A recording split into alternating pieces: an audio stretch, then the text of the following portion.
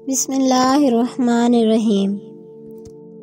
بیان کیا جاتا ہے کہ چند سال قبل ایک جماعت مانسہرہ سے آگے ایک چھوٹے سے قصبے میں گئی۔ اس جماعت میں ایک شخص ڈاکٹر نور محمد تھا۔ ان کا بیان ہے کہ مسجد سے باہر ادھر ادھر کافی لوگ فارغ بیٹھے تھے۔ ہم لوگ ان کے پاس گئے اور مسجد میں آنے کی دعوت دی تاکہ وہ تعلیم میں شریک ہو سکیں۔ کچھ لوگ ہمارے ساتھ مسجد میں آنے پر تیار ہو گئے۔ ایک صاحب نے کہا کہ میں نماز کے وقت آؤں گا اور نماز کے بعد عذاب قبر کا ایک واقعہ آپ لوگوں کو سناؤں گا۔ چنانچہ ظہر کی نماز کے بعد یہ شخص ہمارے پاس بیٹھ گیا۔ اپنا تعارف کروایا کہ وہ ریٹائر فوجی نوجوان تھا۔ اس فوجی کا بیان ہے کہ 1965 کی جنگ میں ایک قبر میں اسلحے کا ایک عارضی ذخیرہ یعنی ایک کیمپ لگایا گیا تھا اور کچھ نوجوانوں کے ساتھ اس فوجی کی ڈیوٹی تھی۔ دن کا وقت تھا اور کوئی خاص کام نہیں تھا، چنانچہ اس نے قبرستان میں گھومنا شروع کر دیا۔ اس کا گزر ایک پرانی قبر کے پاس سے ہوا تو یوں محسوس ہوا جیسے قبر کے اندر سے ہڈیاں ٹوٹنے کی آواز آ رہی ہے۔ اس فوجی جوان نے بتایا کہ میں نے بندوق کے بٹ کے ساتھ قبر کی اینٹیں ہٹائیں تاکہ دیکھے کہ یہ آواز کیسی ہے۔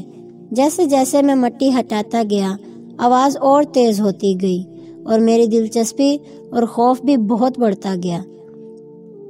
دن کا وقت تھا، روشنی خوب پھیلی ہوئی تھی۔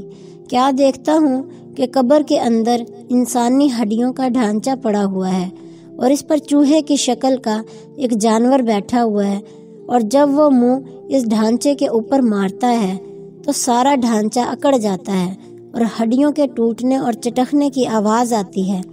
میرے سامنے اس جانور نے 3 مرتبہ اپنا منہ ہڈی پر مارا۔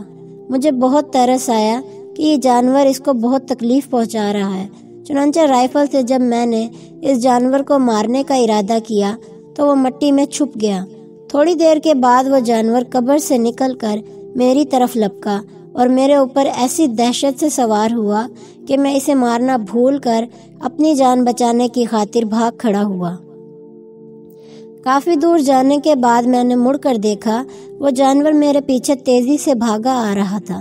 قریب ہی پانی کا ایک گھڑا تھا۔ اس جانور سے بچنے کے لیے میں اس چوپڑ یعنی گھڑے میں داخل ہو گیا۔ میں نے پیچھے مڑ کر دیکھا کہ جانور چوپڑ کے کنارے پر آ کر رک گیا ہے اور کچھ دیر کے بعد اس نے اپنا منہ پانی میں ڈال دیا۔ یکدم پانی کھولنے لگا۔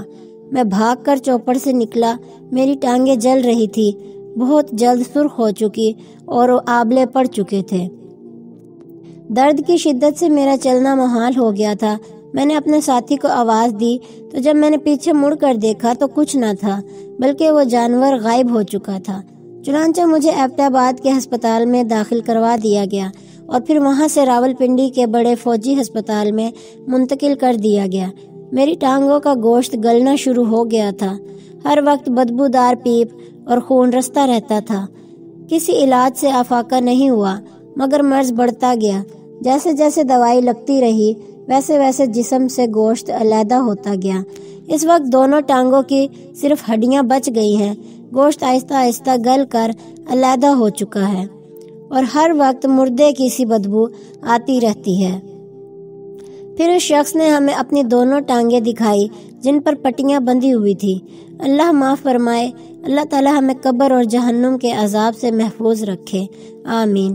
اس واقعے سے ہمیں یہ سبق ملتا ہے، بے شک بعض دفعہ اللہ تعالی لوگوں کی عبرت کے لیے دنیا میں ہی اپنے عذاب کا مشاہدہ کرا دیتا ہے، جیسا کہ اس واقعے میں بھی آپ نے ملاحظہ فرمایا۔ اللہ تعالی ہمیں اعمال صالحہ کرنے کی توفیق عطا فرمائے، آمین ثم آمین۔